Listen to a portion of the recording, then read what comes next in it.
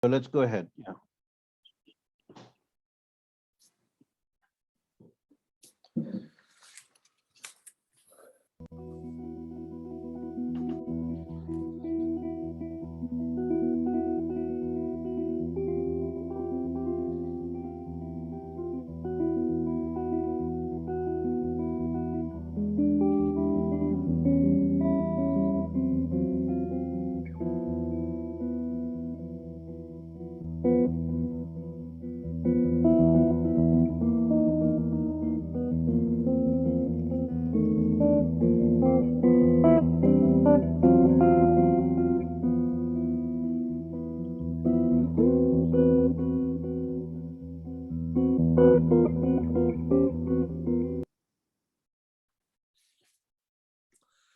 Hello, namaskar, good morning, good afternoon, good evening, depending on where you are. I'm Sudeep Sen.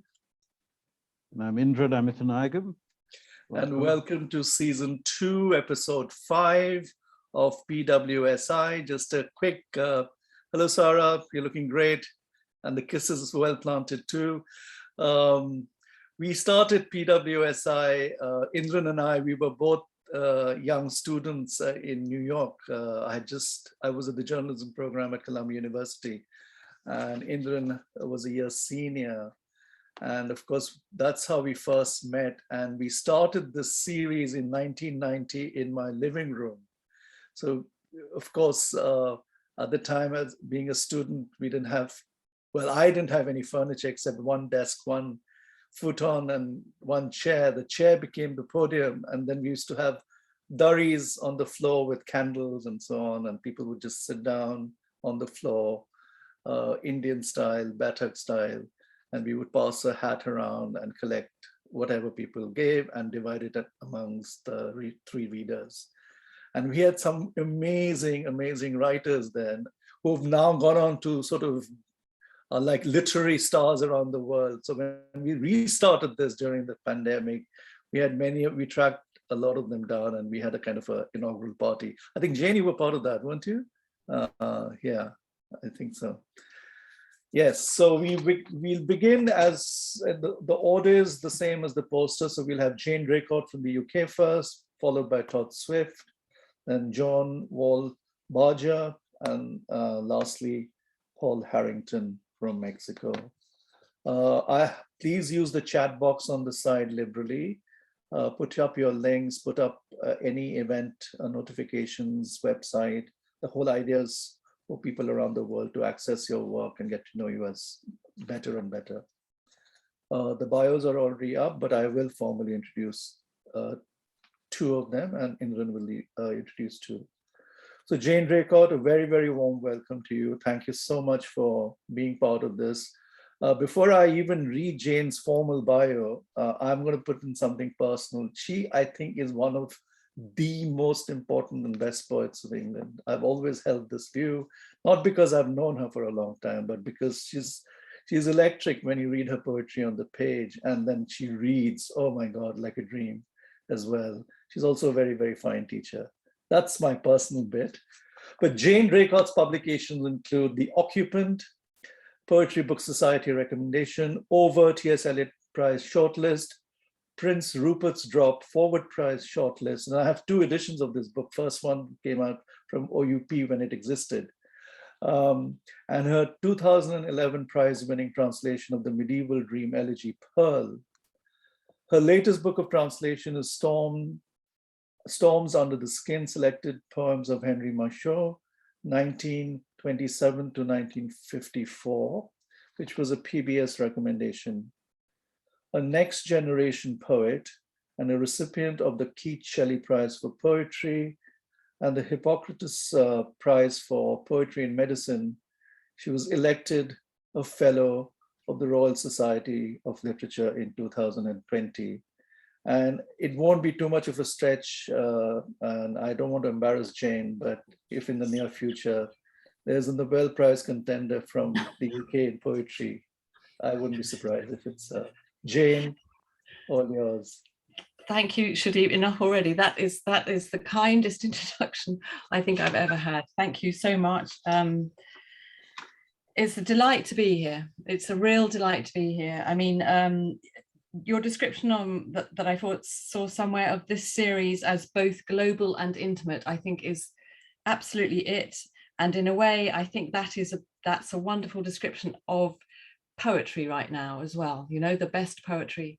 There's so much wonderful stuff going on right now. And that's a great tag for it. So I'm going to start with a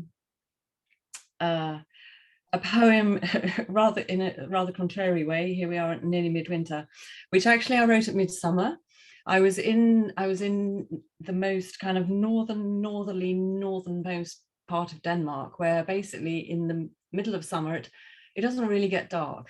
And I'd never experienced that before, this extraordinary blue light that just suffused the landscape. You know, it's a light that almost looked as if it had been sent or arrived from somewhere else. Quite remarkable. So this is a poem called The Experiment. Dearests, I have arrived. Some things have already been taken. The small blue bowls and airmail stationery, the summer tablecloth only slightly blue, and the half light is now quite cleared. All I can say is, try when you come not to think of the dark. Take the boat and do the experiment. You will have put every ounce of what you know into it, or it will never lift off or be carried across. In a small country like ours, you must be prepared for no one to think this possible. Like the first pioneers of flight, those two so close all their lives, watching the wind and birds, their dazzling feats and equilibrium. Sleep is chalky now. Most of the underblue has gone from the bed. Only the light remains, and the roses, wild and idle, just as you will remember them. Stay together whenever the times allow. Beautiful. Very strange. Sleep is chalky now. How lovely. Yes, sleep. I've realised, actually, I'm putting together some poems for a coming collection, and I've realised there's an awful lot of sleep in these, so I hope I'm not going to kind of infuse this with some kind of narcolepsy as I keep reading. But one of the things, this next time, thinking about that, one of the things as a child I never liked was to have the curtains closed. I always used, and I still do, sleep with the curtains open, sleep with the windows open if the weather allows. So this poem's called Some Children. Some children would only sleep with the windows wide open, as if lying under the stars or out in the street. Couldn't settle except with a breeze coming in, occasional hailstones, stray bullet fire, bricks. Were afraid they'd lose part of themselves in the blackout. So they lay there, alert for the sound of the adults safely back from the dark, for the hooves of the horses that leapt from the paintings downstairs to roam with the foxes and night birds, all the souls who'd been turned into trees.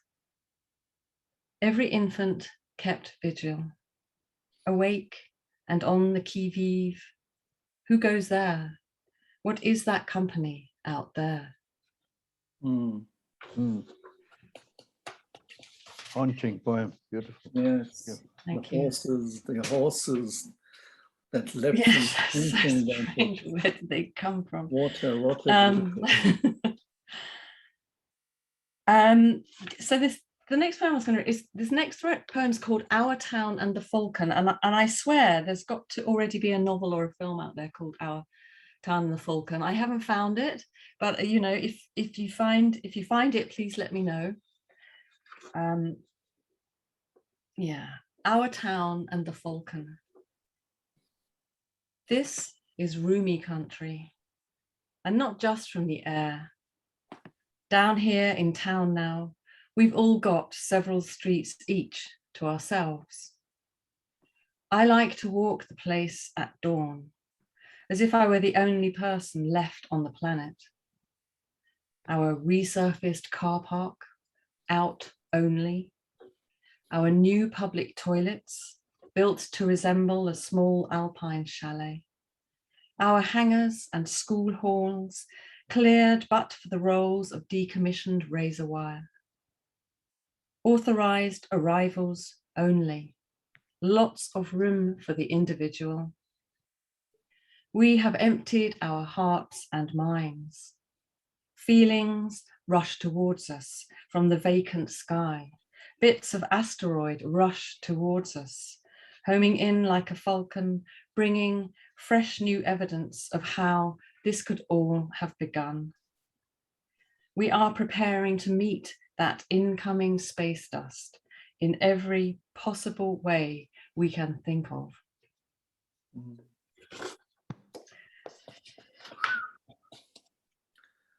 Gosh, incoming space dust, beautiful.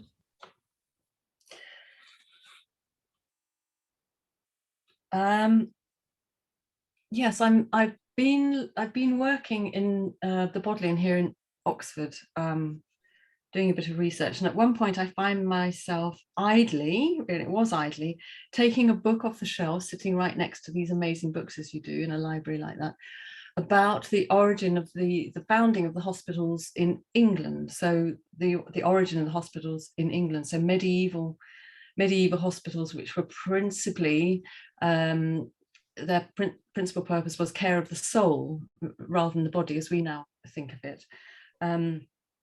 But there was so much in it that I realized hadn't changed at all. So this is called The Kingdom. I was hungry, coming up from Kent, resorting hither after the summer, my tent a riverbed, seeking herbergement, some accommodation among the stone. The men coming onto you, the taxi drivers saying, here, jump in, no, you don't need no money. I was thirsty, languishing in the doorway behind the post office. The churchyard water, so cold for washing. What aileth thee, woman? And from my mouth came leaves, and from the cracks in the pavement came syllables. I was a stranger, turned half to stone, seeking relief in severe weather, coming hither in search of something out of this madness, something to inherit. This is one of those occasions when it's so useful to have the poem on the chat box, because Oh, do you? Okay. You wouldn't notice the medieval English spellings otherwise, and that's such an important part of the poem, I think. It's extraordinary how much has not changed. It's appalling how much has not changed. I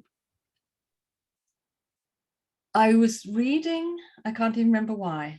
I came across Virginia Woolf's short story, Mrs. Dalloway in Bond Street, which was the kind of seed story for the novel that eventually became Mrs. Dalloway, which, and the novel, as we know, begins, Mrs. Dalloway said she would buy the flowers herself. That's how the later novel began. But the short story begins differently. The short story begins, Mrs. Dalloway said she would buy the gloves herself. And I thought this was a really interesting revision. What happens and what happened between the short story and the novel? The gloves.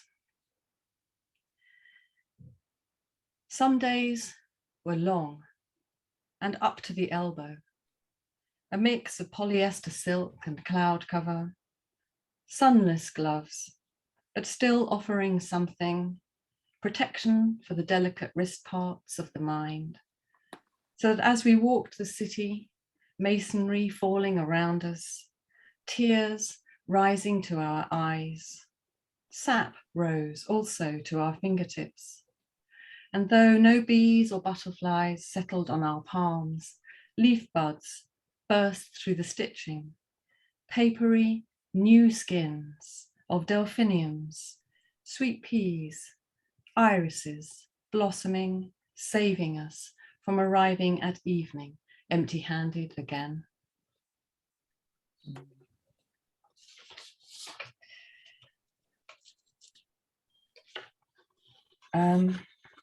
Yes, here we go. It's interesting. This has been a fantastic invitation, Sudeep and Indran. I've got to say, I haven't written, these are poems written during lockdown. I haven't read them together or put them together even until now. So I'm seeing all sorts of connections, which I hope don't feel like too much overlap. But if we have to go back to that idea of extreme latitude that I began with, extreme latitudes, summer and winter, and even more extreme latitudes where during the winter the sun doesn't rise above the horizon. There are a few places in the world where that happens. So this is called At This Latitude. And of course, during the summer, the sun doesn't disappear, doesn't go below the horizon much either. At this latitude. Polar day is such a magical time. People walk by the lake together until late, enjoying the warmth and the golden light. Sometimes it's hard to sleep, even in imperfect surrender. But people are happy, and the light is so golden together out late by the lake. Polar night creeps in slowly like a discreet arresting officer, till one morning round coffee time, you understand there will be no more light until next year. Like climbing alone into an MRI scanner, the cold slicing through you like meat at the deli counter, the fear that the sun will never return. Time passes into a blender. People grow feral. It's hard not to let the bitter winds take you. Is it wrong to resist, to desire to live elsewhere than this? Mm. Mm. Mm. So I'm just going to read one more.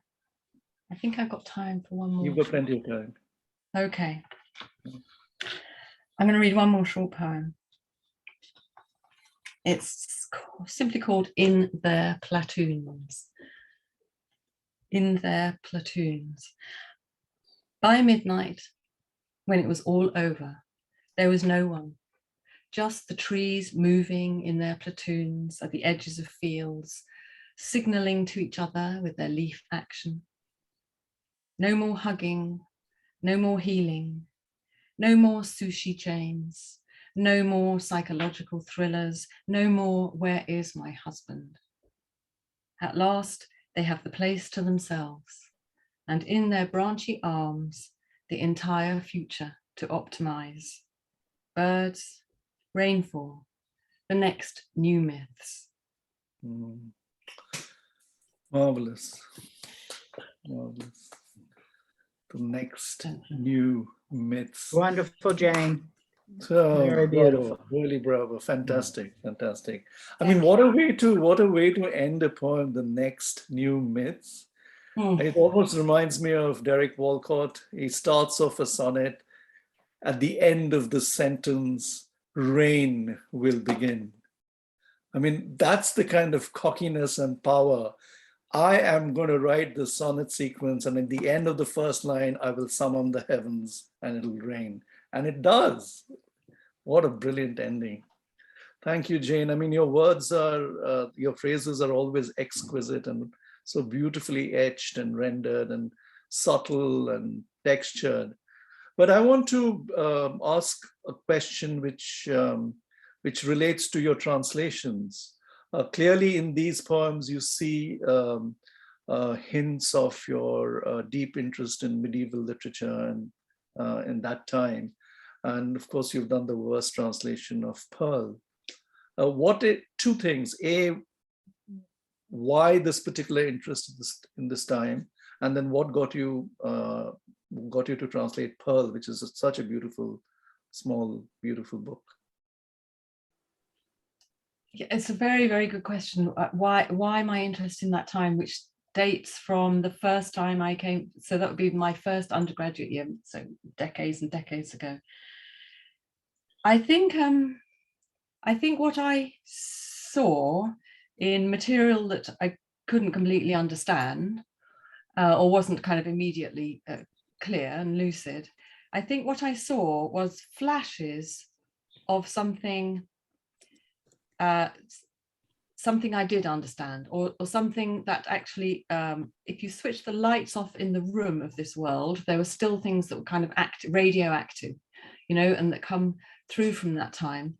In a way, I think it's a little bit like some of the work that people have been doing. I haven't been doing this, but with erasure. So, you know, there's something in erasure.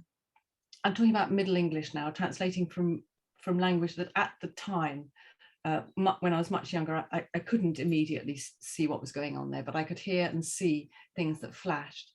And, you know, I think erasure is a matter of the same thing, of understanding that within perhaps these non-literary contexts or found literary contexts, there is material which is alive in a kind of powerful way beyond the sort of context or proposition of the original work, that comes through to oneself as a subjective reader, something like that.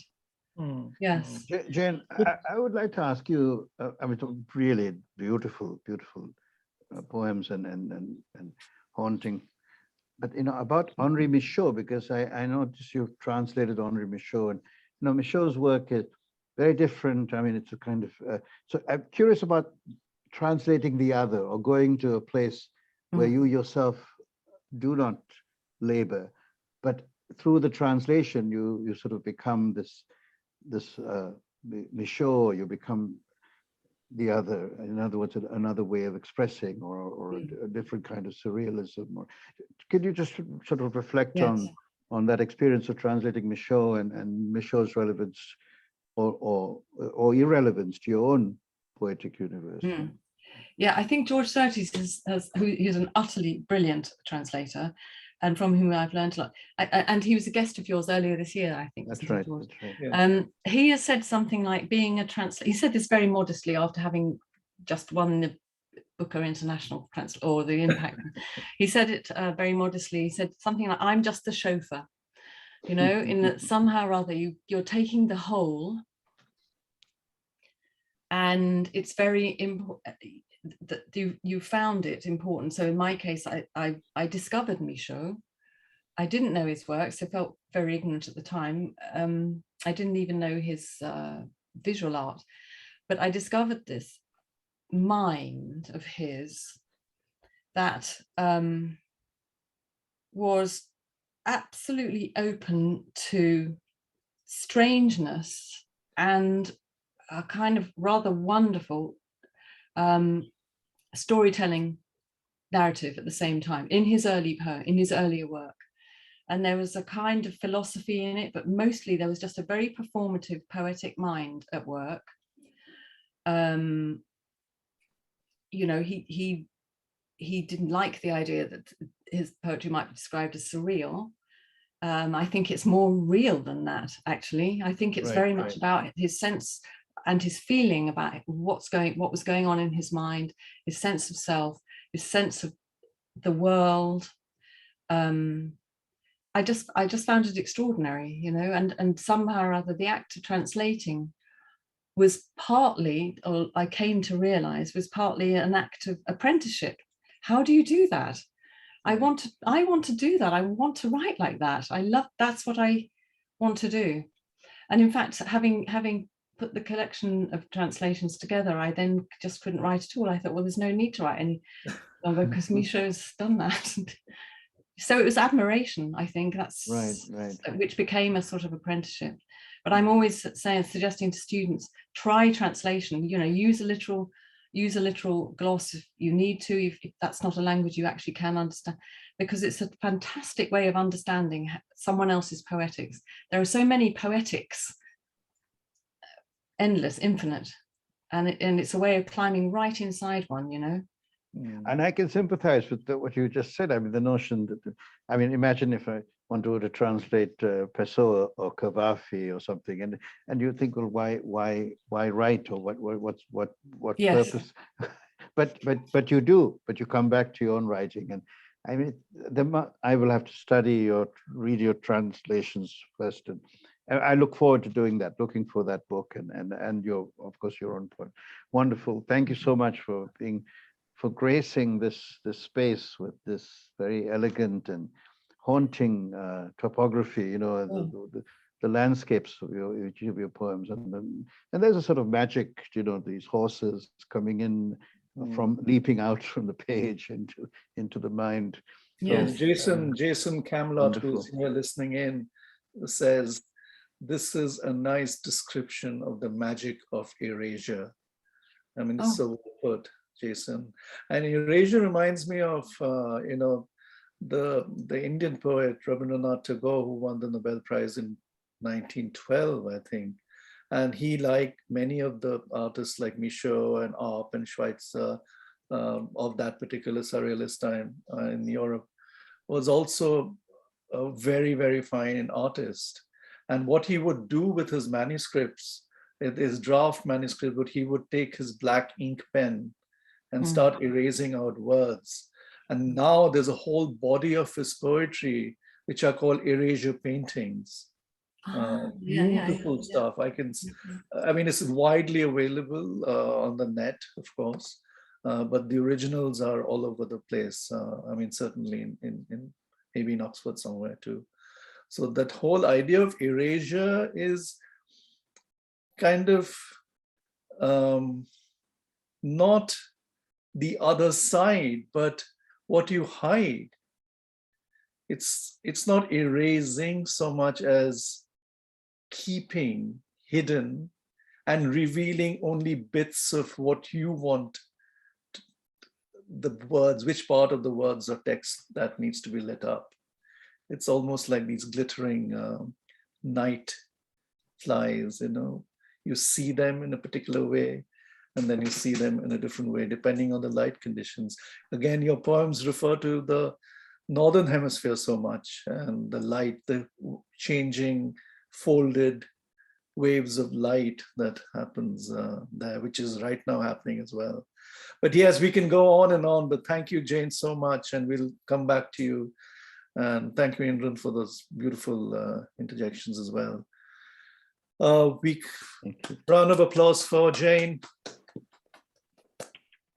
Thank you. Next, we have Todd Swift, an old friend from London, in my other older avatar when I did live here. That's the time I first met him. We were both young then. He still remains young. I'm much older.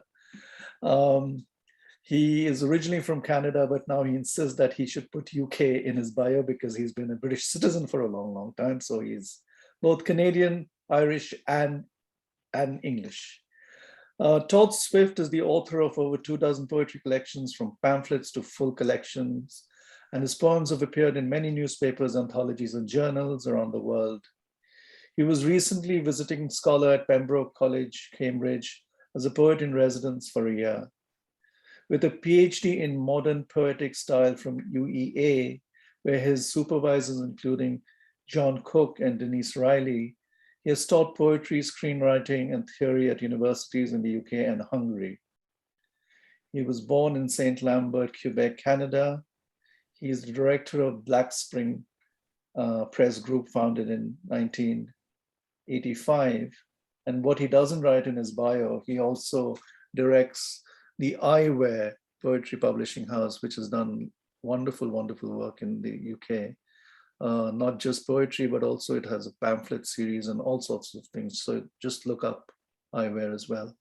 Todd, a real treat to have you. Welcome. Oh, thank you. Thank you very much. Can you hear me all right?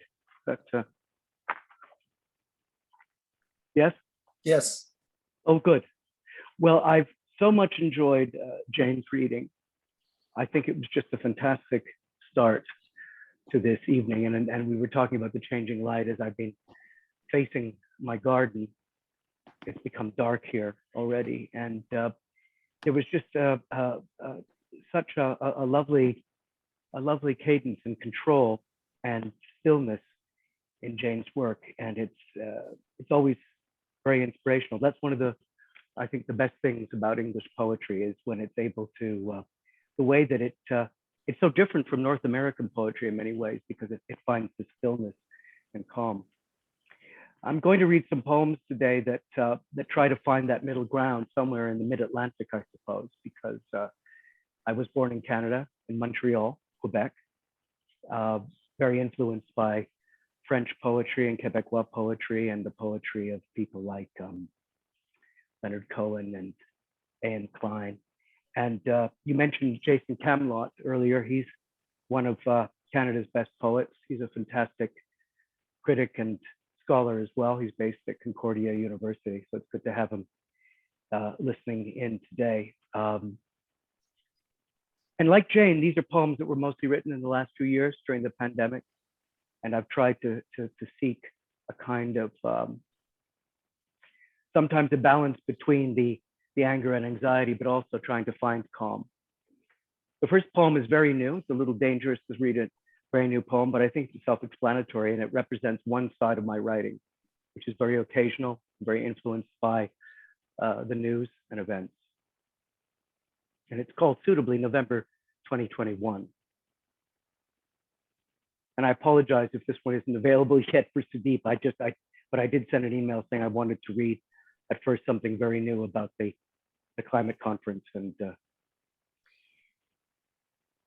war is coming, or maybe it has begun.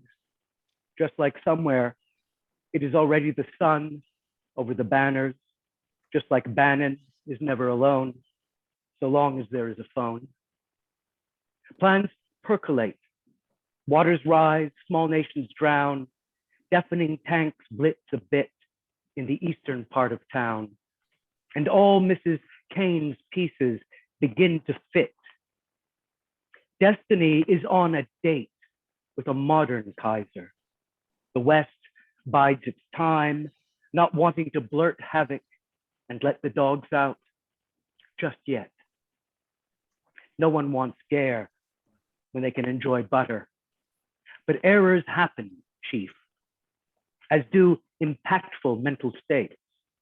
The great men of history may have downsized the tad, though hypersonic threats move past mortal disbelief to break a lot of conference plates. If you detect a little bit of the Audenesque there, that's because of my influence. The influence that George Certes actually had on me as well. We were talking about George Certes earlier, and I just think he's one of the best poets writing in the world today in English. And his poems during some of the lockdowns were just very powerful. And we both share, I think, a great love for Auden and his interest in exploring politics. I'm skipping the second poem, or the first poem I was going to read, because I've decided, since they're so new, I realized, talking about erasure, I'm going to erase that one from the reading. It didn't quite work, but it was called About Apple Picking. We can just cross that out with a big black marker and move to July Poem. July Poem is a poem about this summer that's just passed, and the garden that meant so much to me, that kept me sane. For those who were able to, of course, the pandemic is a story of two halves. Those who were lucky enough or fortunate enough to have a place of nature. And I was never a nature poet really before, from that influenced by Wordsworth, but I wanted to do something about flowers, actually. Speaking to themselves, what we call flowers, what we see as colors, know their requirements, so act accordingly at night and dawn, midsummer, or when frost comes on. Nothing we say is meant as rain to feed their stamens, pistils, buds, or leaves. Bright petals lure in what needs nectar. Their vines explore smart like the digital world. Connection is nature's word. We learn the language of them, then arrogate our names for their complete extensions of Baroque entanglements above human orders or ideals of love. And I think what influenced that poem was reading about how intelligent plants and flowers and nature is. The recognition that the very first internet of things was really the connection of the roots and branches and vines of forests and the actual intellection of this green world. And it's just something that's been very evocative for me over the last, as we were cooped in and could only sometimes go out. It remains so. It's the fastest internet in the world, the root system. Yes. The steamship is an attempt to, next poem, is one of the things that interests me the most is how close to confession and sentimentality poems can get and not break. And Jane was talking about the strangeness of Michaud. And when I was studying with Denise Riley, one of the things that she always talked about was strangeness, how poems need to find a strangeness. And sometimes I try and play with that, how much it can be almost maudlin, but find a strangeness that saves it, maybe through a narrative or an image. And the repetitions are intentional. It's also the kind of poem where I play with a laxity and imperfection. The steamship. I can already see my life far behind me, like that far puff of smoke the steamship leaves.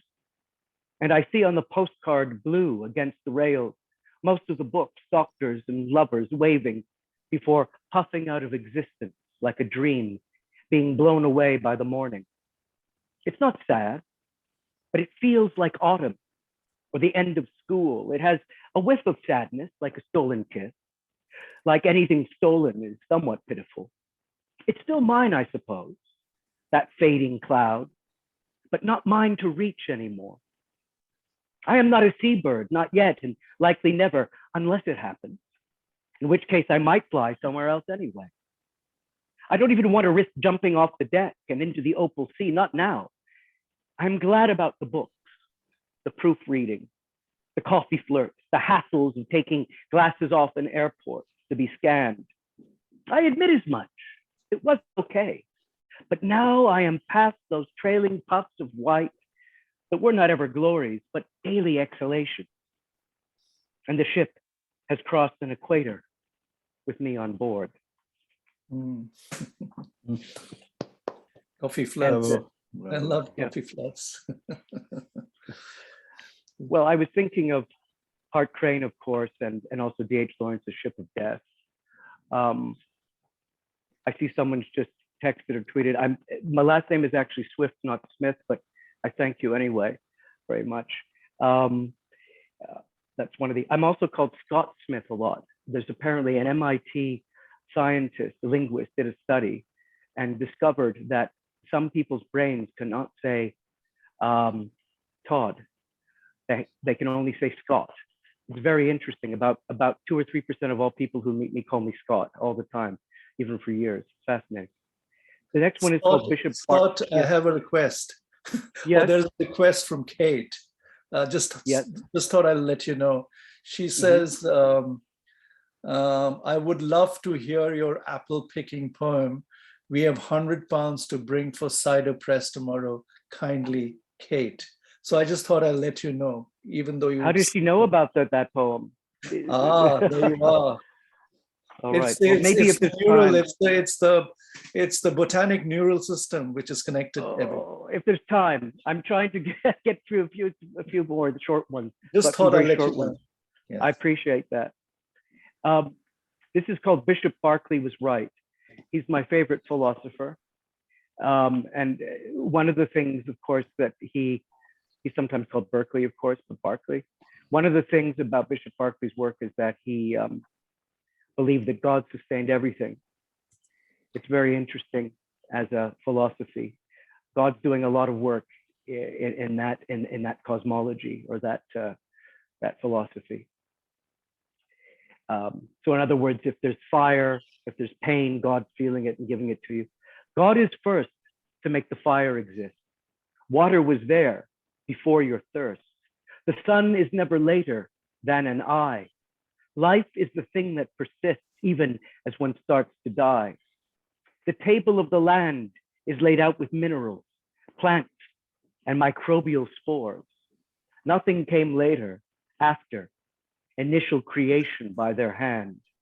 Even the words to say so, seated on the newborn tongue.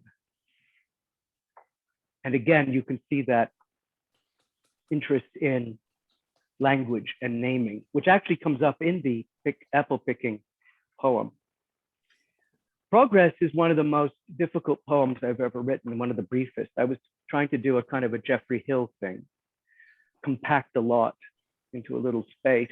And like almost every other Canadian, the last year has been very difficult because we were never taught growing up about the terrible things that were being done to the Native Canadian people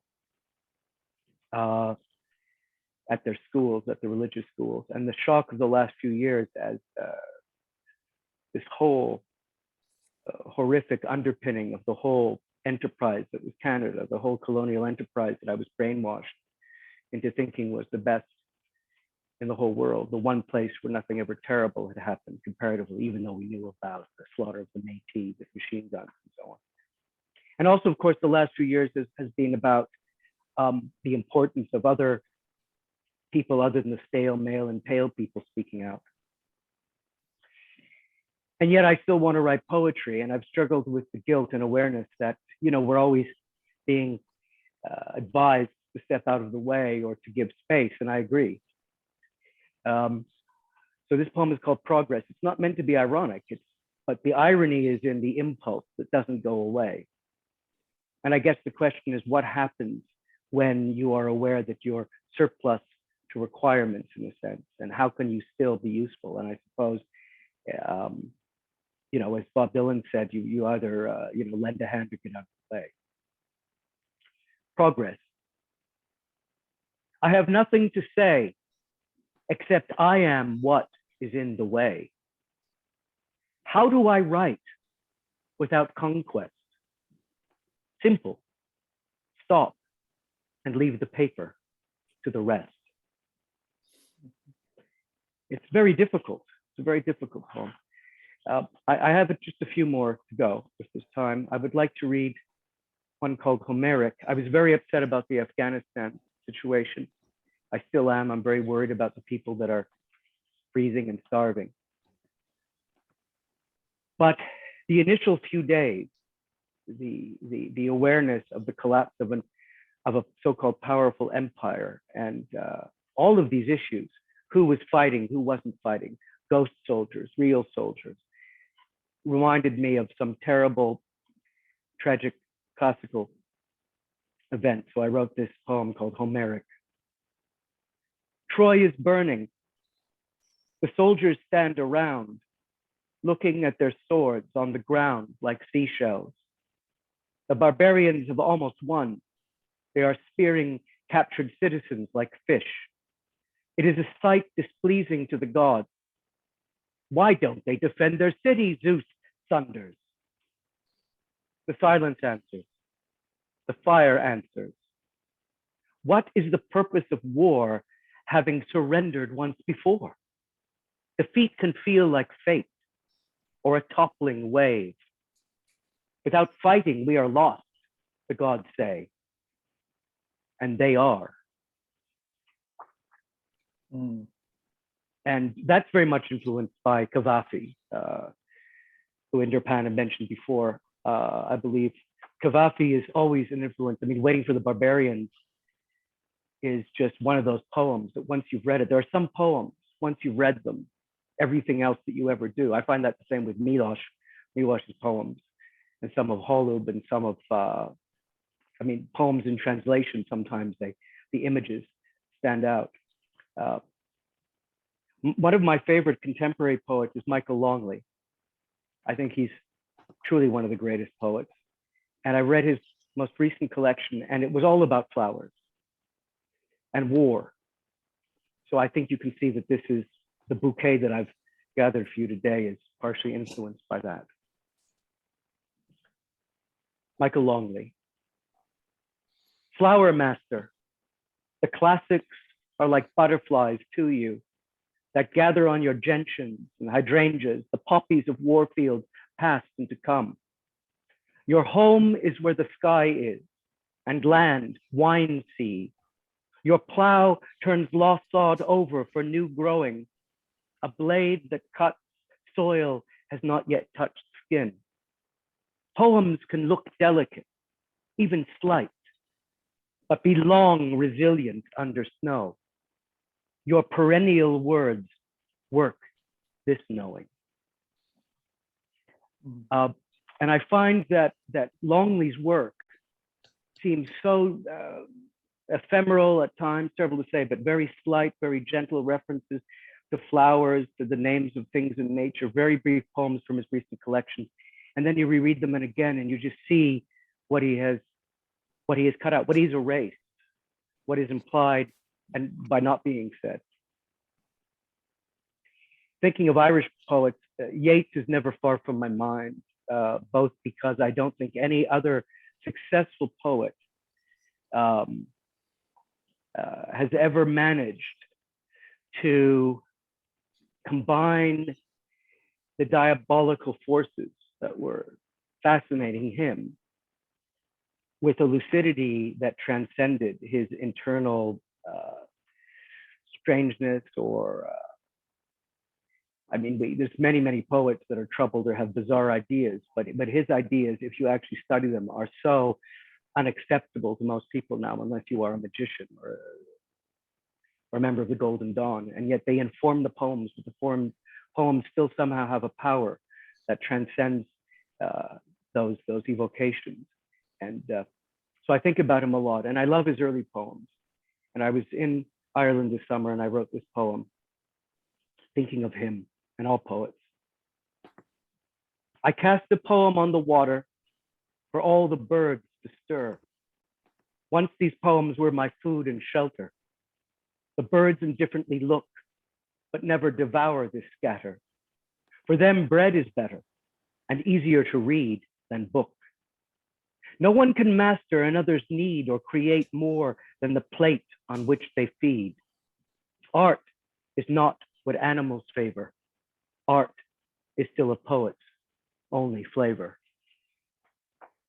And I think anyone who has lived in this time knows the incredible tension as poets we've all experienced between feeling that what we do is valuable and important, and sometimes we feel that people are being fed as well as birds are being fed, but people are being fed on plastic or maybe more delicious things or things that interest them more. I know that more and more, I don't want to sound my age, more and more, I mean, I watched a lot of Netflix myself, but the temptations of video games and so on.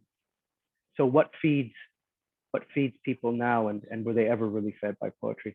Almost finished now. I just want to read this. I now know my father is alive in the same way that Marcus Aurelius, the calm Caesar, is also. Quality, not duration, the truth. Each existence pertains. It's a note, lasts a time, is music as music is rhyme. You are in a slice, like a tree ring, a sampled plug of ancient informing ice. I am in it as it fades, owning a bit of rippling radiation going. Movement is not all. Staying behind is what records contain. And I thought a lot about that. People going and dying over the last few years. My father had been a recording artist and had sang songs, so I thought of that. Do I have time for one more poem, Sudeep? How are we doing? Yeah, depends on how long it is. It's a very short one. I'll end with the Yes. one called Song. Yes, Yeah? go ahead. Absolutely. All right. Thank you. Thank you. Sorry about the apple picking one not happening this time. I actually think it has too many flaws to read out, but it does. I love apples, and good luck with the cider. Kate, sorry about that. So the last poem I think ties in very, very well to the poem I've just read, because as I said, my father was a singer, but it also ties into, it comes full circle to my introduction where I talked about Montreal and my origins and the great influence that Leonard Cohen had on many of the poets of my generation, including David McGimsey and Jason and Robert Allen. And one of the things about song is that we've seen with the Nobel Prize going to Bob Dylan, that lyrics and lyricism have now taken on a new meaning. So this is a poem that might seem slight in one sense, but it also celebrates the part of me that loves to write poems that almost sing like songs with their rhyme and their rhythm. We danced about the kitchen. We went to see the moon. We loved after the morning. Our love went on past noon. We bathed and sent the water, rocking overboard, beckoned to each other, got off on the floor. And this may be for all time, and this may be for now. Yet love is first an enzyme before it is a vow. Thank you. Thank you, Todd.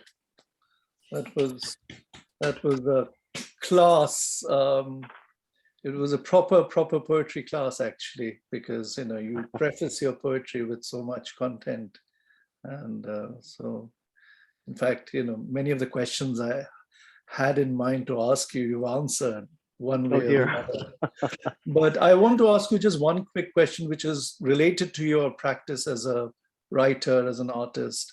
I remember you did this huge, voluminous anthology, a really dangerous one, because the title of the anthology is all about, it's called God or something like, it's about God. Oh, yes. Yes. Huge, it was the huge Poet's big Quest. book. That's right. Yes. There were 1,000, 2,000 poets and all the politicians in it. No, I'm joking. Yeah. But when you Poet's Quest for choose a God. topic, when you choose a topic like God, and of course you didn't I remember during the submissions call, this was a long time ago, you didn't specify that God has to be a certain kind of God. It could be anything. What was the impulse behind that anthology? Because at one level, it's a completely secular anthology, which I think is its strength. Yes. But it was a brave project to take on. Yes, well, I think that came out of the fact that I'm very interested in, because I grew up reading so many poets who are in some ways atheistic, or even in some ways decadent or evil by today's standards. I mean, from Oscar Wilde to people like Swinburne and so on. I became fascinated, and I love the passion of Dylan Thomas and his kind of strange paganism. And I realized, or felt, that I recognized that there was some force, like the force that drives the green fuse in Dylan's work, but there's a force in poetry that is always seeking for, and at the same time creating the creator, creating creation. And I felt that there are anthologies coming out in the future and ones in the past that are very religious. And I myself am a Catholic, but I'm a doubting, struggling Catholic always. But I'm interested in the wide spectrum. So I wanted a collection that could have atheists in it, and agnostics, and then people that were very, very religious, whatever their religion was, and then people that went off into creating their own religions. And so the Poet's Quest for God, it's a shame. It only sold out its 1,000 copies in first edition, and then it kind of just trailed off. And it was so expensive to do it. It was fast. But there's poems there, of course, where God is a woman, or God doesn't exist, or God is the devil. And so it was risky because it could offend some people. But the introduction tried to be as open-minded as possible, because I believe personally that, and it's very in contradiction, I think, to the ideas of the age, where we have to, stop someone like John Cleese from debating or something. I'm very much into the idea, having been a debater when I was young. I love to hear all the sides of things. I loved, bring on the disagreements. I love that. And because John Donne ultimately made poetry from his argument with himself, constantly. So that's what I like in poetry and in anthologies. I like to be startled constantly. So, and I think actually the way to save the world, if you want to be very dramatic, is to create a religion that is completely comprehensive. I mean, once we get to a point where we could say, okay, we're all in this together, all right? I mean, because if you want to, the funny thing is about a pure atheist is they're still on the spectrum because they have to say, I don't believe in God. And the moment you say you don't believe in God, you've said God. And so God is part of the story. Just as, just as if when you, as a believer, you say, I believe in God, you've introduced the idea of belief and introduced the idea that maybe some people don't believe. So, that's ultimately my message as a poet, to try and be as absolutely open as possible. Thank you. Thank you. You're muted, Indran. You're a scholar, Todd, and a poet, and yes, it is. Sudeep said a class, a rich meditation on the poets who've shaped you and with whom you are engaged in a dialogue. I mean, you write to them as well as you write for us, and you write for yourself, and that's interesting about the anxiety. If that's the wrong word, perhaps, but the influence and the way one relates, puts oneself in a tradition or writes against a tradition or following a tradition and defining a tradition. Is that, I mean, talking about God, how does one define the tradition from which we come? I mean, Leonard Cohen, these are all music to my, literally music to my ears, the people, Cavafy and Yeats and all these great poets and musicians you cite and to whom you write for as well. Anyway, thank you very much for these poems. Look forward to reading more. And could I just say one very please. quick thing in response, because I just wanted to say that dialogue, which you hint on, dialogue with the music of the poets, I think is so important, because when you write a poem, you may not know who your audience is. There may not even be an audience in the present. But as long as you have those forebears that you can feel, that you can speak to, you're never alone as a poet, and you can feel lifted up. And if anything, my last message to you and to everyone would be to never be afraid to, one thing, I constantly have allusions and references, and the apple picking poem was obviously speaking to frost. And I disagree a little bit with Harold Bloom. It doesn't have to be an agonistic struggle. It can be a playful tussle, like when you play with your cat or your dog. You both know that you're pretending to bite and roll each other over. But and that's so the struggle I have with Yeats. I mean, he's dead. I don't have to be afraid of him, but I can play with him, and I can take what I can speak to him and show love for him. And so I think dialogue is the most important thing. I love speaking and talking. That's why I'm talking too much. I'll stop now. But I think speaking is a metaphor for poetry. Thank you, Todd. And I think it's a good note to sort of end your section, because it's like the forebear or afterbear, if you can use. You talked about Donne, so it's John will follow John Donne, busy old fool, unruly son, John Wall Barger.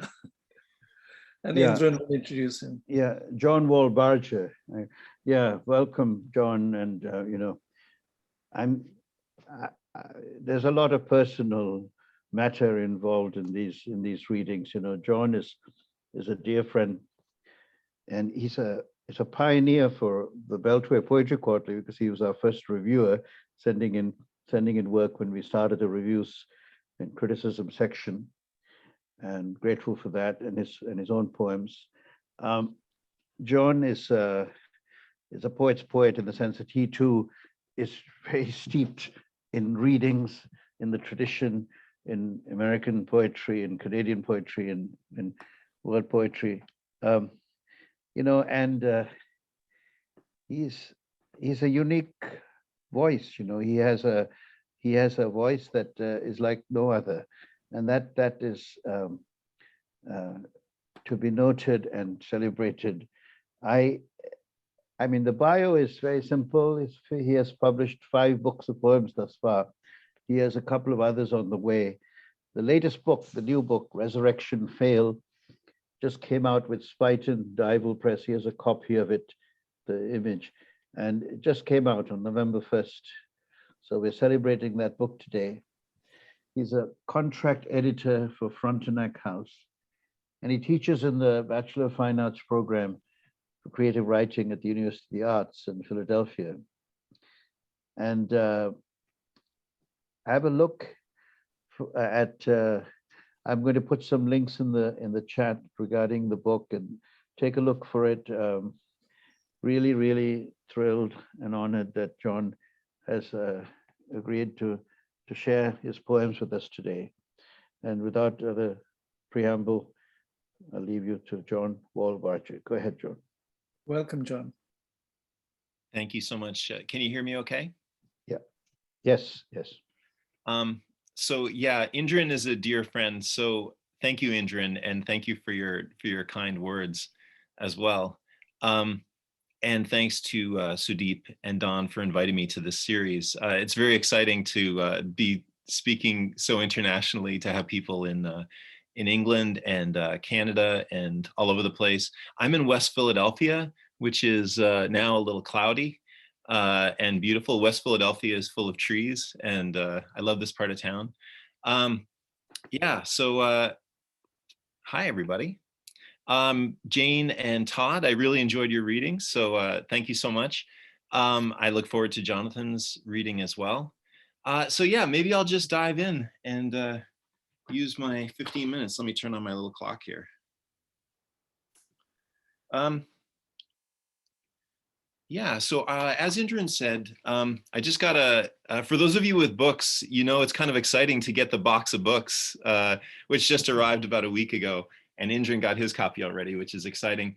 So this is called Resurrection Fail, and yeah, forgive me if I promote it a little bit because I'm all excited. And I guess this is the second online reading that I've done. And then I have a Philadelphia launch on December 1st. I have a reading at the KGB Club in New York City. I have a reading at a university in North Carolina. And then I'm going up to Canada, where I'm from, to read in Halifax, Nova Scotia. So I got a little tour planned. I'm all excited. So yeah, thanks for having me.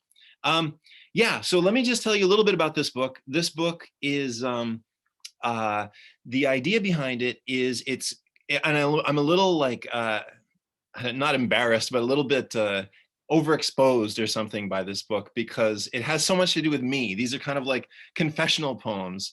And I feel like all of us poets have an adverse relationship with writing about ourselves. It's so fun to create allegories and fables and like stories that are partly about us. So this time I was like, this is my 5th book, so I was like, all right, all the poems that I've written that are about me are kind of going to go into this one book. So here it is, and oh Lord. So one thing that I do, I don't really think this is an innovation, but I'll just say this out loud. Instead of doing it chronologically, I did it reverse chronologically. So it kind of starts in the present in Philadelphia, and it goes back and it ends with a little kick in my mother's stomach. So that's the very last, the last moment. And it kind of goes through, back through my life. Yeah, so what I want to do, I'm gonna start with a poem. My mother is there. I'm gonna embarrass my mom a little bit, Jean Barger. Hello, Jean. I'm going to read a poem that's about Jean. I'm sorry, I'm so sorry. I hope this is not embarrassing in any, yeah, you can turn off your video if you want. My mother is so supportive. She's like my biggest fan. And I mean this as a tribute. I do not mean this as an embarrassment. Maybe a little embarrassment. That'd be nice too. So my mother, until recently, until COVID times, was going to Goa with my dad every year. And she would write me messages. They love India, and I love India too. I lived in India for 2.5 years. Whereabouts? Yeah. Whereabouts? So, what's that? Whereabouts? Dharamshala, up in the Himachal Pradesh. I lived up there. Yeah. I love India. I have some poems about India in this book. So this, my mother would write me these messages, these email messages saying, how do you float, Johnny? Like how on earth do you float? She would just sink to the bottom. So this is kind of comes from this, a response to these conversations with my mother. 29. My mother writes me details of her holiday in Goa. A man is snoring in the next hut. A big rock in the sea is covered with crabs. I can just see her at an internet cafe typing emails, air thick with incense and Germans smeared with coconut sunscreen. People used to ask if we were sister and brother. No more. She's frailer, childlike, nervous. Mothers are strange, primal force ramming against the ego. How do they find peace? She writes, I just sink to the bottom. How do you float? She's so thin. Does she have the body fat? Was she buoyant before me, before my father? What invisible anvil does she hold? Any little thing can wreck you. Maybe her dad winced at a drawing of hers. Perhaps in the water, we must become someone lighter, a lady who skips work to smoke clove cigars and play the marimba. I mean, why don't we drown every time we see a photo of an elephant face hacked off by poachers? I picture my mother wading to the dark edge of the sand where fear begins. She should float. Look at her, porous as balsa, guileless as an apple. I write her, just fill your lungs, have fun. I wish I'd said, please avoid the ocean. It's fucking terrifying. Sorry, Gene. Yeah, so the next poem I want to read is also, my mother is a guest star of it. So let me just introduce you real slowly to this one. I was very good friends with a painter who kind of blew up recently and became very famous. His name is Matthew Wong, and his mother has given me permission to use his image for the cover of this book with the aid and abetting of multiple lawyers. He's very famous right now. Anyway, when he died by suicide in 2019, it was a very difficult thing for me.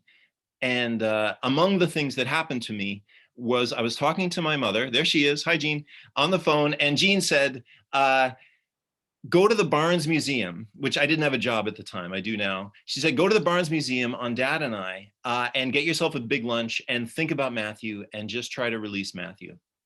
So I went and I also wrote this poem. So this is the longest poem in the book, so it's about 5 minutes long. So just sit tight. I'm just going to dive into this. It's called At the Barnes Museum on a Cold Fall Afternoon for Matthew Wong, 1984 to 2019. Over my quinoa salad, I admit to the old couple from Chattanooga who have come all this way to see the Van Goghs that I think Van Gogh is corny, or maybe just reproduced too often in lacquered frames in waiting rooms of dentists. The kind of day strangers keep chatting to me and I keep putting my foot in my mouth. This morning, my mother said I should go to the Barnes on her and Dad to help me find closure with M, her words. So here I sit in the cafe, sipping coffee beside the old couple from Chattanooga under a big window, blue sky. I've got that almond stuck in my throat feeling, which means I should cry, but haven't. The husband nods at me, chews, stares. The wife, Bonnie, says, oh yes, she supposes Van Gogh is corny, but don't I think his lines hold the earth together? Now I stand eye to eye, as Bonnie said I should, with Van Gogh's postman, trying not to picture the 37-year-old painter rolled up in a ball, bullet in his gut, alone in his room at the Auberge Ravoux Inn.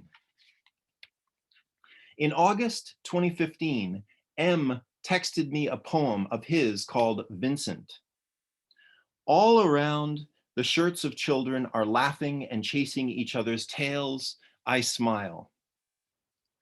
Above the postman's beard and his fuck you eyebrows and post hat, Vincent has scrawled Vincent in red childlike cursive on the green wallpaper of swirling flowers. Flowers chasing each other's tails, like the flowers in M's paintings, ever blossoming. And yes, Bonnie is right, holding everything together, even me and M. And now I'm crying, so even the tour group can see. But that does not stop Nikki, ironic mermaid clip in her green hair, from asking if I've heard of this German kid, Michael Acker, who's a better painter than Picasso, wilder, feraler, more singular than Picasso, she says, while standing beside Lasset, that joyless, skinny blue guy with his sad lump of bread, painted by 22-year-old Picasso 70 years before his heart gave out, while he ate with his wife and friends. In the last years of M's life, before he stepped away from us, before he erased himself and his stammering affection for his friends and his inspiration, before he erased his long arms and dour face to immerse himself in nullity, he and I hadn't talked much, which is why I can't explain his specific grief to you. I'm gazing up at Matisse's dancers, his summer of all dancers, Matisse, who died of a heart attack at 84 beside Lydia Declor-Staklava, his model and friend of 20 years, who, when she was sure he was dead, picked up the suitcase she kept packed the whole time and walked out the door. Grief sticks to me. Every burr of grief I've brushed against, the grief I've drawn a kind of circle around today, as suggested by my generous mother. This circle of paintings that we, accidentally united, gather inside, almonds in our throats, burrs on our skin from all that's clawed and scratched us since our births. M would not like this poem. It's too long already and soft.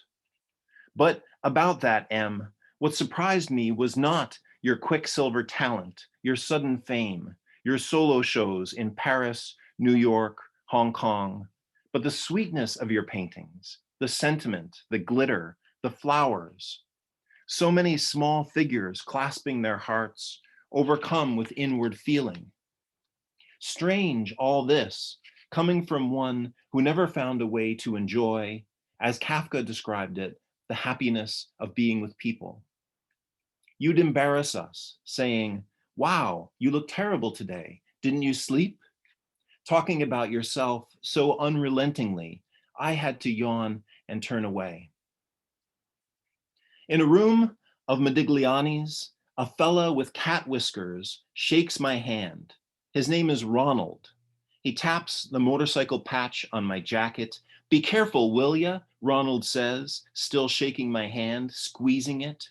"My son died on a bike." There's a Polaroid of M as a kid. I saw it on CBC News, with a look on his face, haggard, plagued, raging like an old man. Now, my gifted friend, my quirky friend, you are dead. And this poem, which you'd have thought absurd, is for you. Or would you, maybe, I hope, with your secret sentimentality, have been flattered? Did you know Modigliani was 35 when he died? Like you. But unlike you, who were alone, he, drenched in sweat, delirious, in the throes of TB, held his pregnant girlfriend, Heberturn, in bed. A man in a stovepipe hat hums to himself, and sunset falls over the walls of paintings around me. I shut my eyes against the Modigliani, but I still see it. You know it, that defiant boy in a sailor suit, hands on his knees, mouth opened in a sneer. Thank you. Bravo. Thank you. I see I'm at 12 minutes already, so I'm going to read one more poem. Just feel free to read two more poems, John. Yeah. So this one is called The Terrible Body of My Bully. And let me just say real quick in terms of like poetics, I'm not sure if you folks who write poetry feel this way, but like, so as I said, I tried to write more confessional poems in this book, but what I find is something needs to happen in a poem, you know, and if a narrative isn't enough. So, and I think each of us as poets, we have a point where maybe something starts to pull into something else. And for some people, perhaps it's form. With me, perhaps it's surrealism. I love Lorca and Apollinaire and so many surrealists. And to me, that's where my mind goes. So in so many of my poems, it starts in a basis of reality with me. And then the part where it starts to pull away becomes surreal. So this is a poem like that. The beginning is absolutely truthful. And then the second part is truthful. It's called The Terrible Body of My Bully. I felt a sharp prick in my side. There was Giannis after so many years, and he'd stuck me with a pen. Giannis backed away through the crowded bar with that same squinty look as the old days, as if aiming a dart at you. It all came back. He never looked you in the eye, even as he held a brick over your head and dropped it hard on your beautiful banana seat bike. He looked away, over your shoulder, somewhere else.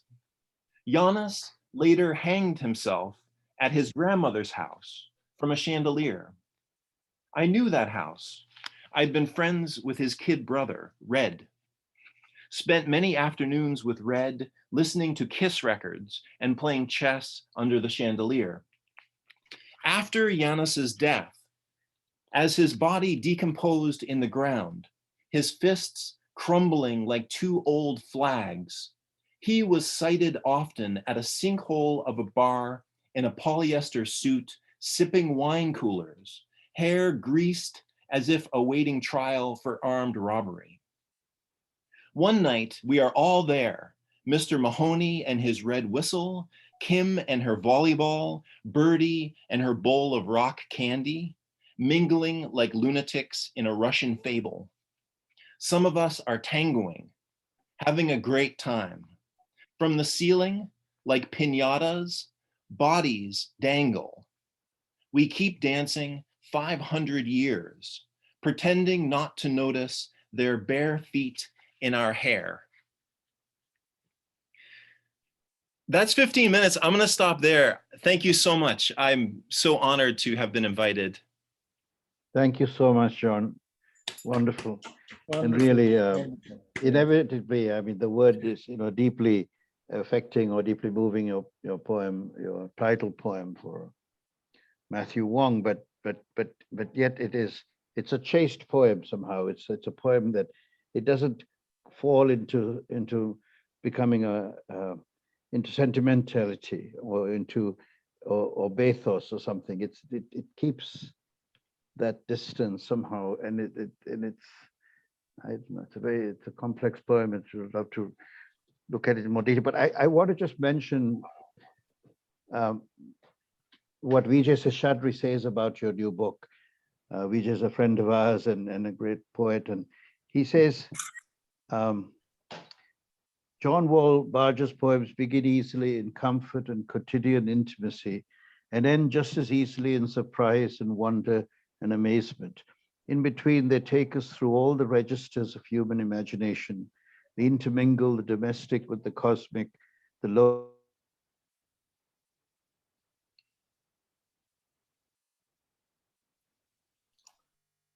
Did I think Indran disappeared. We lost Indran. Yeah, no problem. No, so I have a question about this long poem, which is fascinating. In fact, it's tonally, it's interesting. Jane started off with a very, very specific chiseled English tone. Then Todd self-confessedly took on the mid-Atlantic zone, marrying the North American and the English. And you've taken it to the sort of Canadian North American tone completely, which is a very interesting drift westward, even though you like to be in Dharamshala and Goa. But what interested me beyond many things is just in that long poem, the poetic device of the use of M, the capital letter M with the full stop or period, as you would say. It could be me, as in self-confessional. It could be mother, who you dote. It could be Matisse. It could be Modigliani. It could be the Mediterranean. Tell us about the M. Tell us about the M beyond the obvious. I guess the M to me is a more personal thing because that's what I called him. So to me, I wrote it that way, and then I just kept it that way. So I mean, when I talked to him and when I wrote him, I just called him M all the time. So yeah. Okay. And if I could just say real quick, I think I forgot to say, if anybody wants me to send you one of these, a signed one, I'm happy to do so. Just reach out. All of us will say yes to that. Go ahead and reach out. Yes. Thank you so much. Yes. So have you written any poems about India or coming from the Indian experience? I have, yeah, a couple of the poems in this book are there. Yeah. And I have a book coming out, which is next year, which is called Smog Mother with Palimpsest Press in Canada. And yeah, about half of that takes place in India. I wrote many poems for the 2.5 years that I was there. You know, Sudeep, what I engaged with, I found it very hard to deal with all the suffering in India. It's very hard when we grew up in the West in a kind of protected place like Canada, and to go to a place like India. There's so much suffering, so many people, you know, who are living in a kind of blatant poverty, and you have to deal with it somehow. And my wife and I, the way we dealt with it is the animals, the dogs. We ended up working very carefully with the Dharamsala Animal Rescue, and we went and fed these dogs that lived in a field behind our house, and tried to get them spayed and neutered and cared for as they just kept dying, and I kept burying them.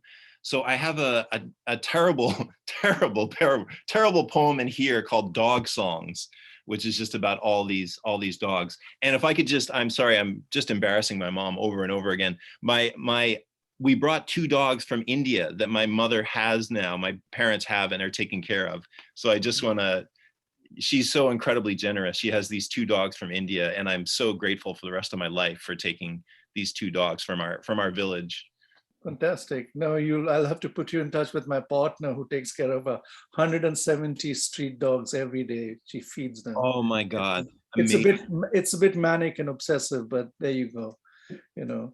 But thank you so much for your poems. And I think Indran's come back. Indran had a burningly erudite question to ask until the internet intervened. The internet, yeah, destroyed me. I'm sorry, John. I'm sorry, everyone, but couldn't help it. I don't know. I was reading the quote from Vijay Seshadri about your work. And anyway, thank you very much. I'm sorry. I don't know if there's time for I mean, there are many questions, but the main thing is that you are a poet's poet. And that you know exactly what you're doing. You know how to move the poem from reality to surreality, as you were saying earlier, and you know how to bring it back. And it's unsettling because you're creating many worlds at the same time and leaving them for the reader to live in and inhabit these different rooms. And that's unsettling on some level. I mean, you don't spoon feed the reader or the listener with a set image that where you can be lost in. You ask them to sort of move beyond into the unknown, and that's, I think, a great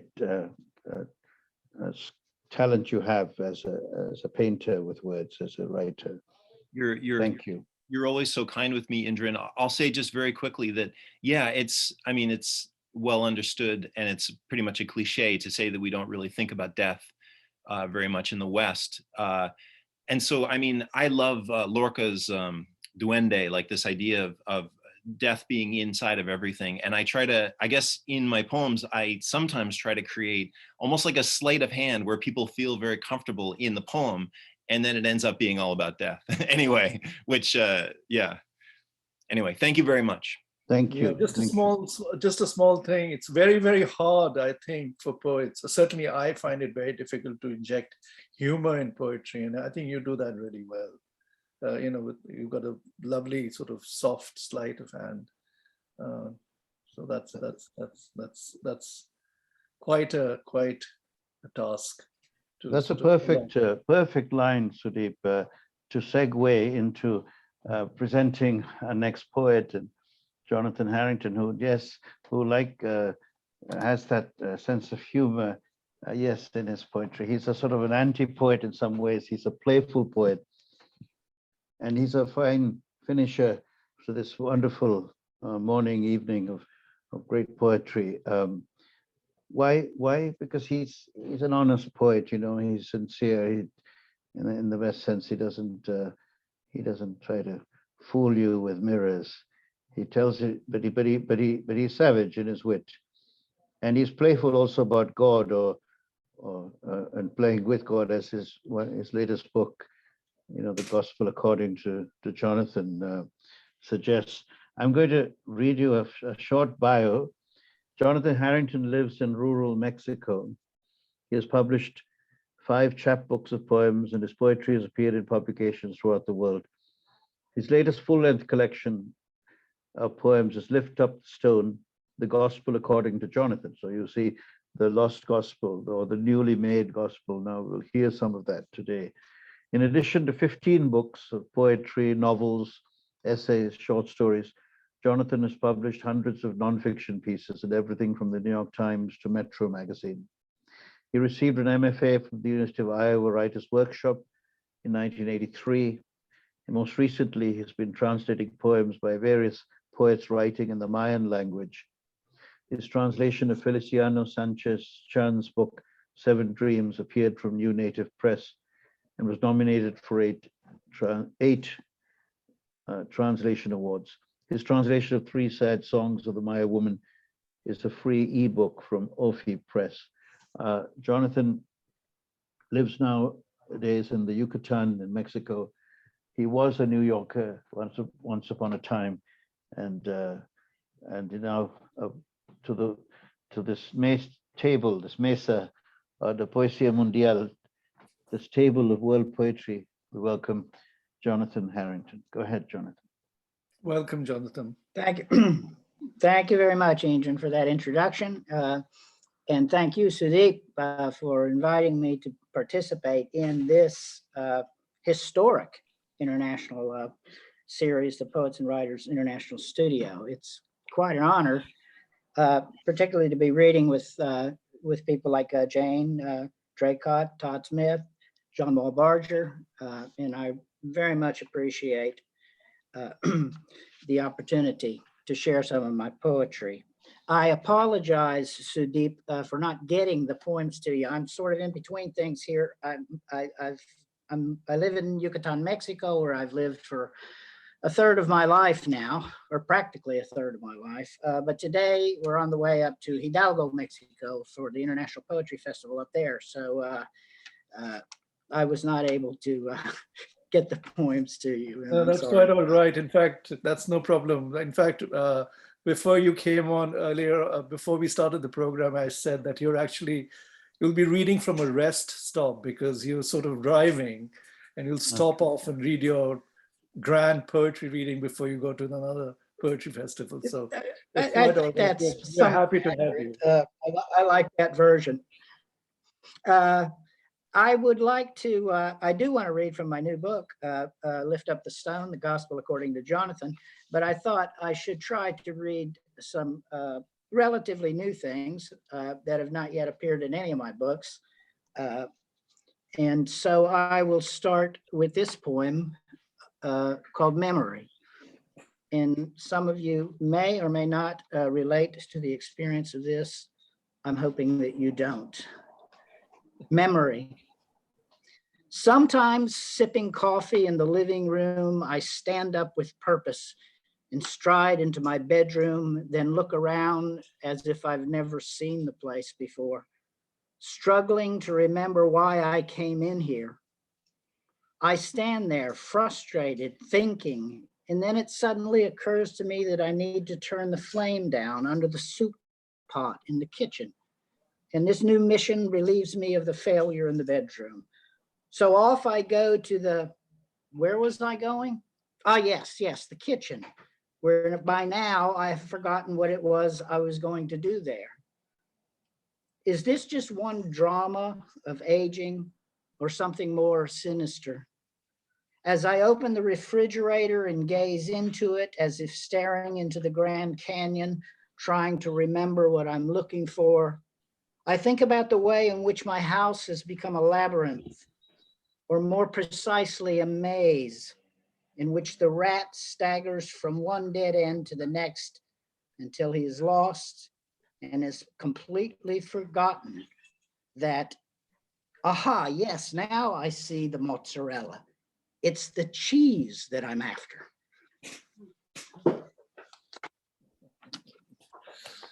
I was reading thank you. I hope not too many of you are in that situation. I was reading an essay last night by a philosopher who's declared that the selfie is dead. Well, thank God for that news. However, I still think of the selfie as very emblematic of well, the self-absorbed age that we've been living in for some time now. But I think we may be moving out of that. Nevertheless, I wrote this poem called Selfie. How can I be anyone if no one knows me? Sure, I can look in a mirror for some kind of validation, but so what? Me looking at me, that doesn't prove anything. But when I extend my right arm to its limit with my cell phone in hand, like that famous painting by Michael, what's his name, with God reaching out to Adam, I begin to create myself. With the slight whir and click of the camera phone, I am born. I upload myself to Facebook, Instagram, download to my hard drive, post it on my blog, attach it to a text message, to LinkedIn, to Pinterest, Tumblr, Flickr, and soar out into the world. Soon I am alive in the eyes of hundreds, thousands, maybe millions. Who knows? I might go viral. I might live forever. Each morning I give birth to myself like this. I can even decide with makeup and hairspray who I am today. Marvelous. We needed that badly. Thank you. Well, I'd like to think it's a serious poem, actually. Yes, Leonardo would approve. You're up on the Sistine Chapel already. Yeah, really. What, Michael? What's his name? This poem was written for a third grade class in Austin, Texas. My nephew Django was in the class. His teacher invited me to read my poetry, and I love reading to the third grade age group. I asked the teacher, well, what are the kids working on? And she said, well, we've been studying insects, and we've asked each child to pick his or her favorite insect, research it, write an essay about it, and then write a poem about the insect. So I said, well, that sounds great. I'll write a poem about my favorite insect and I'll bring it to class. And so I wrote this poem for the class of third graders in Austin. It's called The Imperial Cockroach. This morning at 7:36 a.m., I crushed a cockroach to death with the heel of my right boot. I still feel guilty. Yet at this very moment, perhaps as many as 12.6 million people or more right now are smashing, beating, or spraying some innocent roach to death somewhere on this dying planet. The roach's only crime, its very existence. This humble creature, one of the most ancient of the world, predates by millions of years the Cro-Magnon women who screeched and stamped it to death with bare feet in their dank caves. Really, the roach belongs to the nobility, a prince of the animal kingdom, like a crocodile or some ancient microorganism that has survived for 350 million years. Long after we have exterminated nearly everything on the earth, including ourselves, crawling over our graves will be the imperial cockroach, its antenna twitching, pointing to the next millennium.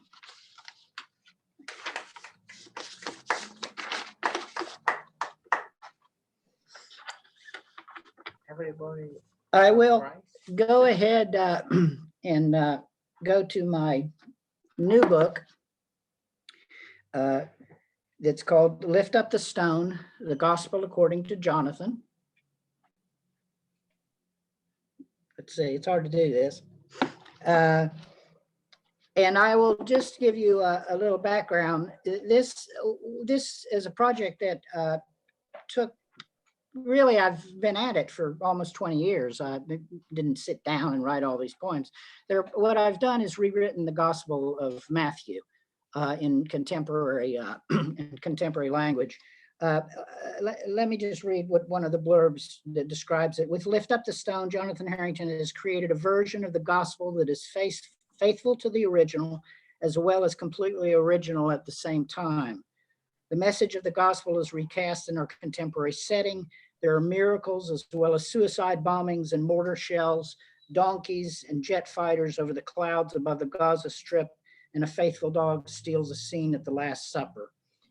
Expertly translated, Fer de la Cruz has created Spanish originals that retain all the charm and music of the English. It's published in a beautiful bilingual edition with translations by Fernando de la Cruz, who's now in a doctoral program in the University of California at Irvine. And in his introduction, he says, and I'll be brief, solely to give you some idea of what the book is about. All of the poems are dramatic monologues told from the point of view of main players in Matthew, or for minor or invented characters. They attempt to capture the humanity of these characters that is so often glossed over by conventional religion. In these 40 postmodern blank verse sonnets, Harrington recreates the voices and characters of the Gospel of Matthew. Sudeep suggested earlier that writing about God is a dangerous subject, and I agree. I was very reluctant to, well, I wasn't reluctant. I was, I had a feeling that very few people would be interested in these poems. There it is, the traditional literary establishment, which tends to be not much interested in religious subjects. And then you have the fundamentalist Christians who certainly would be offended by much of this book. So I thought, well, this is sort of a dead end project, but it was surprising the response that I got to it. And so without further ado, I'll read you a couple of the sonnets. It's a sonnet sequence of 40 sonnets. If any of you who have had the misfortune of reading the first chapter of Matthew, it's called The Genealogy of Christ, and it's this long list of names. I wrote this as the last poem in the book, because every time I reread that first chapter, I thought, what am I going to do with a long list of names? Nevertheless, I came up with this one, Genealogy of Christ. All those fathers, 40 generations back to Abraham, the roll call spins my head like a windmill turning in hot air. Forgive me, please, if this is blasphemy. It's not, at least not meant to be. It's just so many names and so few faces. What was Hezron like? Did he love Ram? What did Asa eat for breakfast every day? 3 mothers on the entire list? Mary, Ruth, Tamar, and the rest? Not worth mentioning? Peroz, Nashum, Bazon, Jothan, Azor, were they good dads? Or guys like me who do their best, but not enough? You understand? I know my father's name, but not the man.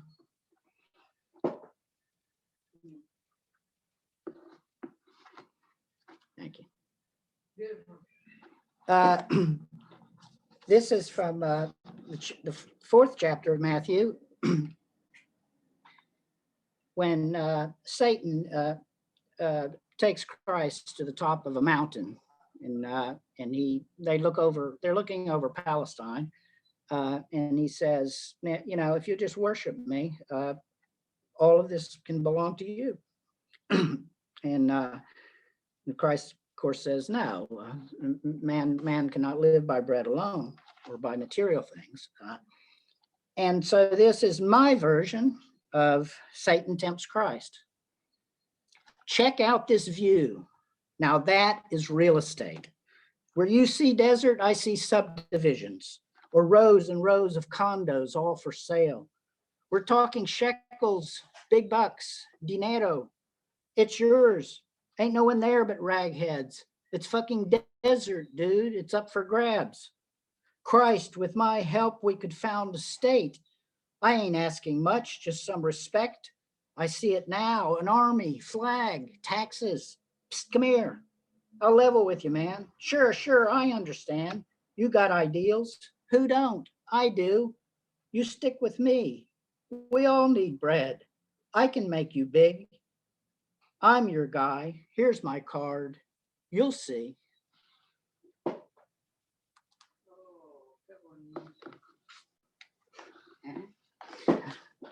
I don't think the fundamentalists would like that poem very much, but they're probably not going to read my book anyway.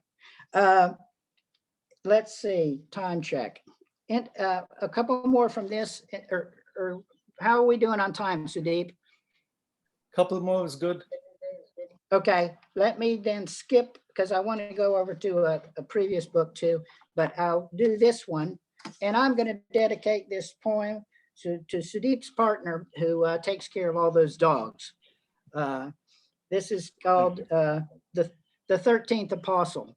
And of course, in the Gospel of Matthew, there are 12 apostles. In the Gospel according to Jonathan, there are 13 apostles. And in honor of my translator, Fernando de la Cruz, I'd like to read it in Spanish and then in the original English. Apóstol 13. Ningún pero fue bendito como yo, echado ante tus pies en lo que fue tu última cena. Te lamí las sandalias y rascaste mi barriga con la tira de cuero detrás de tu talón, mientras me dabas trozos de pan y carne. Mas nadie me recuerda en ningún libro, ni Marcos, ni Mateo, ni Lucas, o ni siquiera Juan. Quizás no habrán pensando que era un perro tenga sol o alma, pero estuve allí. Es más, pude olfatear la culpa en los pies de Judas. Incluso le ladré para advertirte y entendiste, pero no me hiciste caso. Así que volví a echarme a disfrutar tus pies, acariciándome la panza. The 13th Apostle. No dog has ever been as blessed as me, lying beneath the table at your last meal. I licked your sandaled feet and you scratched my stomach with the strap behind your heel and fed me scraps of bread and meat. I'm not remembered in any of the books, not Mark, nor Luke, nor Matthew, not even John. I suppose they didn't think that dogs have souls, but I was there. I'd sniffed the double agent out. I could smell betrayal on Judas' feet. I tried to warn you with a bark, I think you understood, but you ignored me. And so I settled back and just enjoyed your sandals rubbing gently on my belly.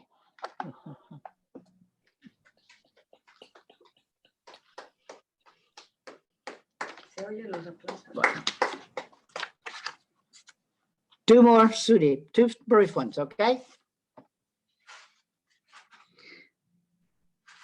This is from my book, The Traffic of Our Lives, which was the winner of the Ledge Press Poetry Award. This is called Underwear of the Dead. Moving again for the 7th time in 4 years. Each box I pack, each back-breaking crate I lift onto the hand truck makes me wonder if this will be the last time I must shift my life from one 900 feet of real estate to another before I myself am boxed up and shipped off to the next world, leaving someone else behind to do the heavy lifting. Times like these remind us of that final move we have made for a mother, father, or an uncle or a sister, the ultimate moving day, when the tenant of that now empty house has ducked responsibility and slipped off to a green patch of quiet earth to rest, while we must sort through the remnants of a life, photos whose subjects we cannot identify, knickknacks from cities we have never wished to visit, and the most ghastly relic of all, the underwear of the dead, bras, boxers, panties, from which the soul has fled.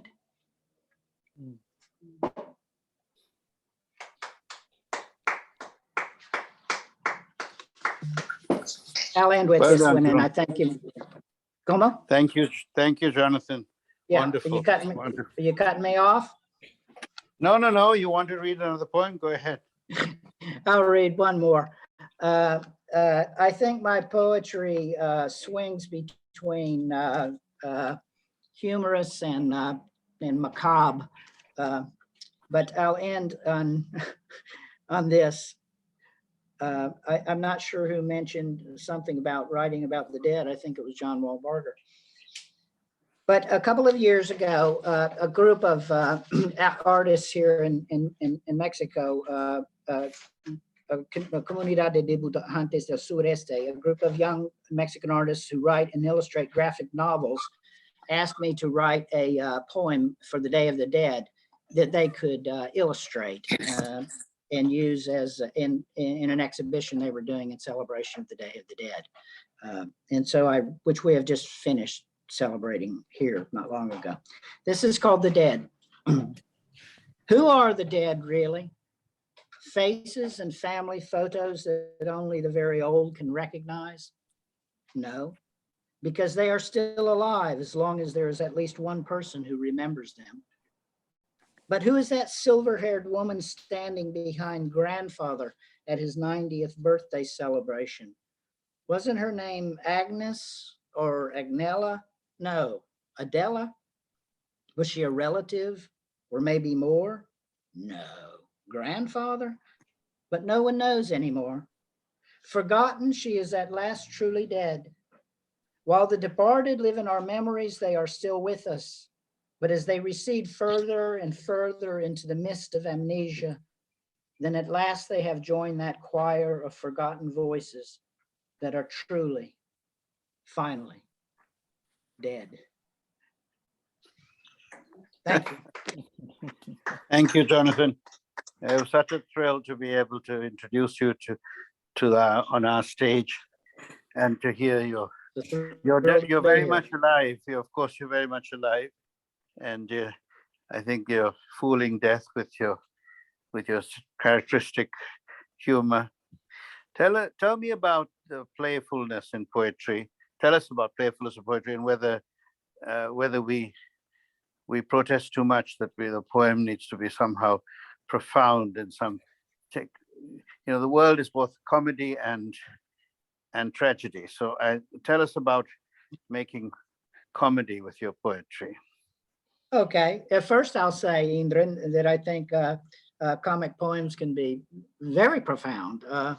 Right. And I agree 100%. I think there is a lack of humor in much of contemporary poetry. And certainly in the age in which we're living, you would think humor would be something that we absolutely need, especially to poke fun and laugh at, if for nothing more than our own survival at some of the things that are happening out there. No matter what you think of the ex-poet laureate of the United States, Billy Collins, I think he strikes a good balance between being humorous and being serious. But for me, it's hard to, you can either look at the world and laugh, or you end up crying, at least if you read or watch the news, which I've tried to wean myself of. But I think that that humor is lacking in much contemporary poetry, and this certainly is a new development. There's always been humor in poetry, so Right. I think it has its place. Good. So And go ahead. yes, I mean, talking about humor, I think your humor is very layered. I would almost think one of the words to describe your humor is sardonic. Yes. And sort of acerbic, but in a very gentle, avuncular manner, which is why it hits home really well. It's a particular brand of humor, isn't it? It's very American to my ear, certainly.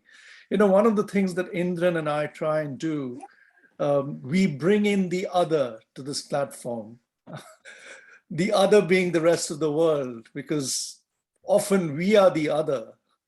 And it's ironic because both Indran's from Sri Lanka, I'm from India, and we write in our mother tongues, with one of our mother tongues, which is English. And often we are always asked, so where did you learn this? And you have to answer, you know, my grandparents or my mother. And but the whole idea of humor and irony is a tradition that goes back millennia. You know, all the ancient and medieval poetry has it in a big way. Or if you even think of English poetry, Chaucer would be a person to kind of think about. You know, I mean, can be bawdy. Canterbury Tales there's quite a bit of humor in that, huh? Which one? The Canterbury Tales, there's quite a bit of humor in Yeah. that. The wife of Bath, especially. Even Beowulf can be quite humorous in many ways. Well, but, it was one of the when you were devices. talking about Sudeep, kind of moving, you mentioned earlier moving from east to west in voice, you know, Indran's voice, and then Jane's voice, and then Todd's, and then moving to John Wall Barger, and I would say my tradition is very much in the American, and when I say America, I still live in America. I live in Mexico. I'm talking about the American continent. I think it's still very much in the American vernacular. So I too enjoyed listening to someone like Jane, who clearly comes from another tradition. The American tradition is much more plain spoken and perhaps less lyrical. But I think that was an interesting observation you made, Sudeep, about sort of moving from east to west in this what has been a wonderful reading. Thank you very, very much. I mean, one of the attempts is just that, because there's so much good poetry all around the world, and it just never gets showcased on a kind of a level playing field. I find when you see anthologies in America and England, especially, 80% of world poetry is left out. Even when they're making anthologies of English language poetry, it's just astonishing how myopic it is. And there's tremendous amount of good poetry that comes out of South Asia, Africa, the Caribbean, not to mention, the Fiji and so on. So this Well, is. I hope that I'm contributing to that in some sense, because I have been translating for about 10 years now, poetry written in the contemporary Mayan language. Many people today don't even realize that the Mayan language still exists. There's over 6 million Mayan speakers.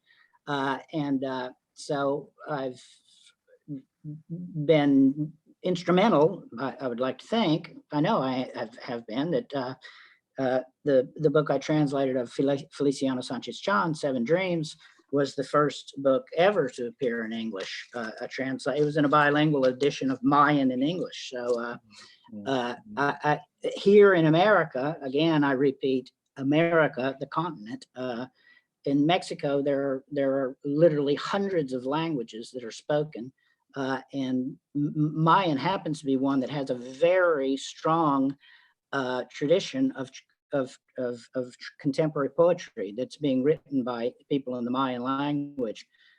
There's a wonderful anthology that I was included in called Like a New Sun. It was published by Phoneme Media in California. That features 6 different indigenous languages of Mexico, and my translations are of the brilliant Mayan poet Briseida Cuevas Cobb. So, and to agree with your point, we touch the very surface of poetry when we're reading anthologies. And as I said, just in Mexico alone, there are hundreds of indigenous languages, and that people are writing contemporary poetry in. So there's so much out there to discover, and I think we're moving towards that. I hope so. Thank you. I think you brought the whole thing back to a lovely, neat circle, because you mentioned Phoneme Press or Phoneme Media, and the person who founded it or still works for it is Jane's student, David Shook. Yes. Yeah. So he was at Oxford at the creative writing program, which is where I first met him. Well, Jane, can you tell David that he was supposed to publish the complete book of Briseida Cuevas Cobb, and I'm not sure what happened to that project. Yeah, he should know. But thank you very, very much. It's exactly 6:05, which is around the time we try and end. We've gone over by 5 minutes, which is, very pleasant. We can go on and on, but these 1.5 hours to 2 hours is really like a master class, which is why Dawn Krieger sends them out to 30 MFA programs, and these modules are used as examples.